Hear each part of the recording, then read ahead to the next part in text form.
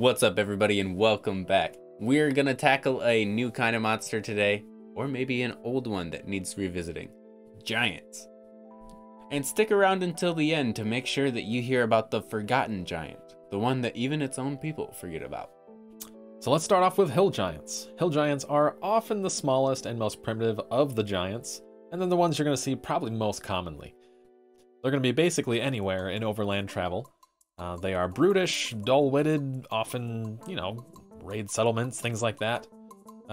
Just your standard big bully hill giant. If you've ever seen any giant in any media, it's probably that one. Yeah.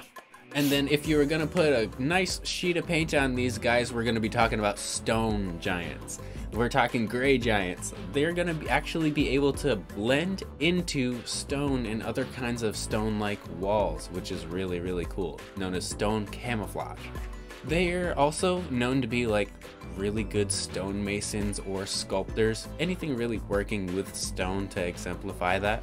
They're generally neutral and kind of keep to themselves, but they will defend their home if they really have to. And maybe another somewhat cool thing about stone giants is if they were going to fight another stone giant, it could just be a battle of attrition because they have the skill of rock catching. So if one throws a rock, the other catches it and throws it right back. So it could be kind of a funny thing that your party stumbles upon. Just a terribly violent game of catching boulders. Hey Dad, do you want to play catch? And next up, we have frost giants. These giants are native to the cold. They're used to icy climates, things like that. They are known for their savagery and love of battle. So I think they're kind of taking a card from like the typical Viking, I guess, or something like that. But they're going to be immune to cold damage, kind of separating them from the rest of the giants. And they use axes instead of clubs. And if you don't ever find yourself in a cold climate like I probably haven't done myself in a long time, there's fire giants. And of course, what is a fire giant but a giant that is on fire? You might find them in a volcano, some other hot kind of area, a desert oasis maybe. They are often referred to as skilled metal workers, which is why they carry with them a giant greatsword. And of course, immune to fire damage, but really it's just a giant on fire. It's a little bit the same with the frost giant. It's just adding an elemental ability to a normal old giant. So separating a bit more from the pack, we have storm giants. These giants are among some of the most powerful and intelligent of the giant races. They have the ability to control the weather, and they're known for their wisdom and fairness. Definitely get a kind of like Zeus or Poseidon vibe from these guys. Their special traits that separate them even further is they're actually amphibious, so they can breathe water or air however they'd like. And they have a lightning strike ability, which is pretty awesome, and it's kind of like a recharge ability, like a breath weapon attack. And they also have some spell casting under their belt too. And then we come to cloud giants. Might even be the little brother of the storm giants as far as power goes. But I tell you what, these cloud giants have a serious complex.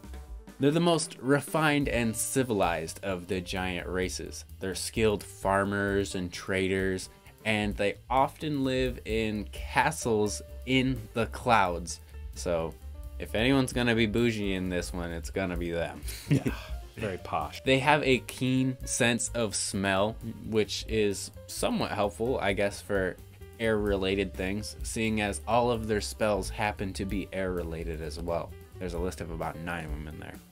And then we've got the sad, lone, forgotten fog giants, which are basically just cloud giants, but different.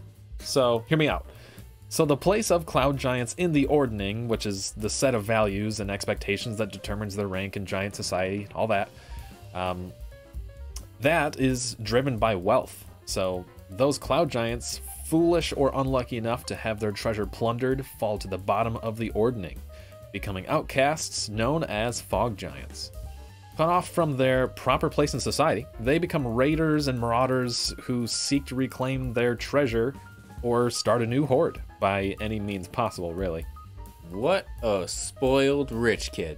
That's what I'm saying, just sad, posh outcasts. Right. And he's even so spoiled that we have to call him something different now. Fog giants. Entitled. But They do get a couple of fancy abilities with the new name though, like the Denizen of the Mist. During its turn, a fog giant ignores the effects of any fog cloud spell cast by them or another giant. This could leave the players terribly blinded, ironically not being able to see the massive creatures that are about to crush them. And it could also just make a really interesting story about a fog giant that's trying to take on a cloud giant, and now he has an advantage against the cloud giant's fog spell. Yes, interesting comeback twist. Exactly. Another thing that's kind of really weird about these fog giants, and it doesn't necessarily give them any mechanical benefit, at least not in my opinion. You might be able to apply one to them, but the Petty Tyrant. You can recharge this 6 times, and you're able to command around all of your allies that would probably be around a fog giant. So like all of its subordinates are still its subordinates because of the Petty Tyrant characteristic, I guess. So basically that means that they can aggressively and tyrannically make their allies dish out some melee damage against you. And that's really all the skill does. So that's Petty Tyrant. But it's different than the rest of the giants, so that's our list, everybody. Hopefully that gives you some more insight on how to use giants in your game as a DM, or maybe how to avoid them as a player. But either way, that's what we have for you. And if you'd like to know more, maybe some more in-depth stuff about it, check out this video by Runesmith called Basically Giants. But anyway, if you can think of more uses or interesting things that have happened in your games, feel free to let us know in the comments. So if you like this video, feel free to leave a like and subscribe to see more of the content we've got coming out. So thanks again. We'll see you around. Bye, everybody. Punch the like button in the face. Smash it. Oh, gosh.